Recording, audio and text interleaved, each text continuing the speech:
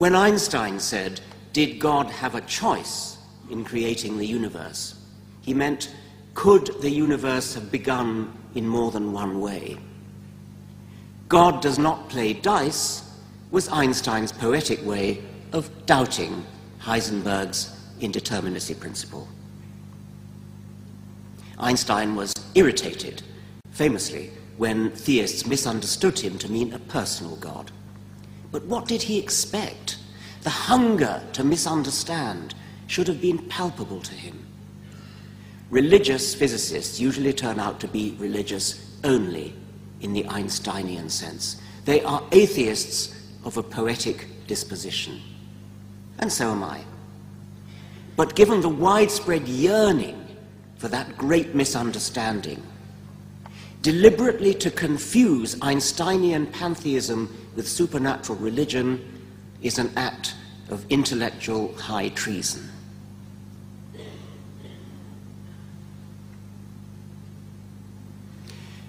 The Indian-American Nobel Prize-winning physicist Subramanian Chandrasekhar said, "This shuddering before the beautiful, this incredible fact that a discovery motivated by a search after the beautiful in mathematics should find its exact replica in nature, persuades me to say that beauty is that to which the human mind responds at its deepest and most profound.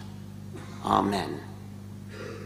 The great American physicist John Mortimer Wheeler said, "But with all this talk of aesthetic beauty, don't forget that beauty isn't enough." Sorry, that was me talking then. Wheeler said, "We will grasp the central idea of it all as so simple, so beautiful, so compelling, that we will all say each to the other, 'Oh, how could it have been otherwise? How could we all have been so blind for so long?'"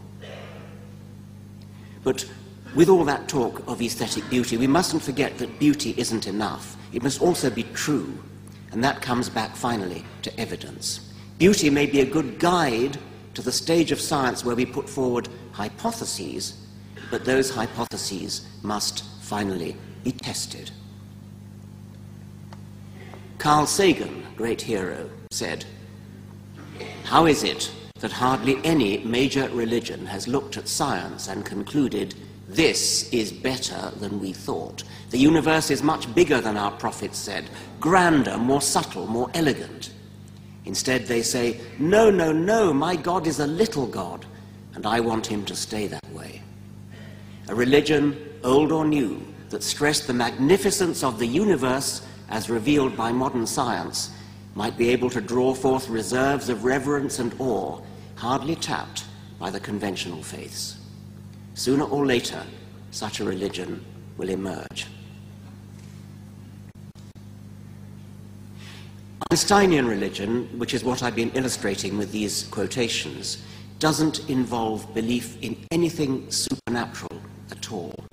The pantheistic God doesn't exist, except in a purely poetic sense. Of those people who do believe in God as a supernatural intelligence, many make a distinction between deism and theism. The deistic God designs the laws of physics and then retires, never to be seen or heard from again, and is certainly not interested in human affairs. Unlike the theist God, which is an interventionist God, who intervenes in human affairs, performs miracles, answers prayers, punishes and redeems, forgives sins, and so on.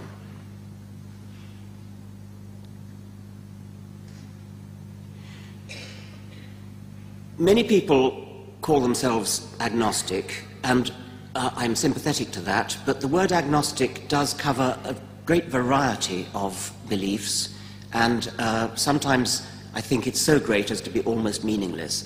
I find it helpful to draw out a kind of temperature scale of belief, ranging from number 1, I know that there is a God, up to number 7, I know there is no God, with a continuous sliding scale of agnosticism in between.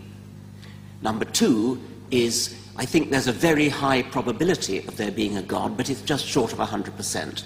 So I'm a de facto theist. I can't know for certain, but I strongly believe in God, and I live my life on the assumption that he's there. Number 3 would be, there's a higher probability of there being a God than 50%, but it's not very high. Technically agnostic, leaning towards theism.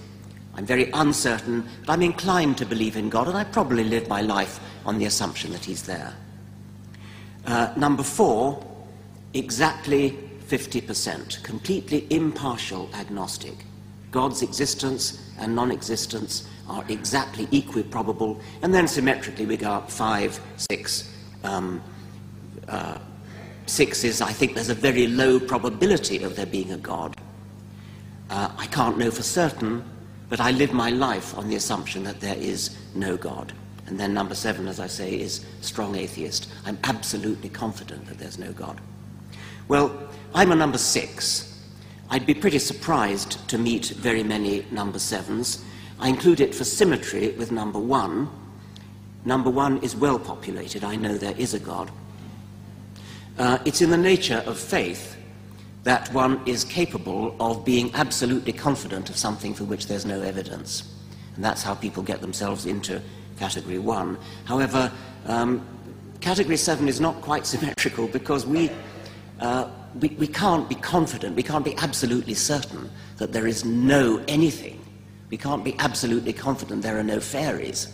We technically have to be agnostic about fairies, but in practice we feel it's a waste of time bothering to take them into account. So I'm a number 6, and I think that's about as confident as one ought to be, maybe a 6.8 or a 6.9. Now,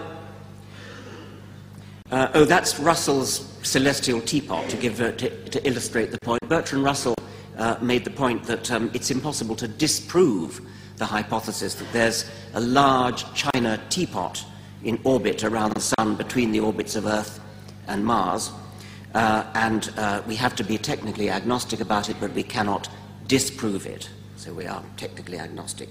That's one point. The other point I wanted to make is that agnosticism does not have to be synonymous with exactly 50-50. You can be agnostic but have a probability estimate of the likelihood of there being a God or not. It's a very important fallacy to say something like this: you cannot either prove or disprove the existence of God. Therefore, it's exactly 50-50, like tossing a penny.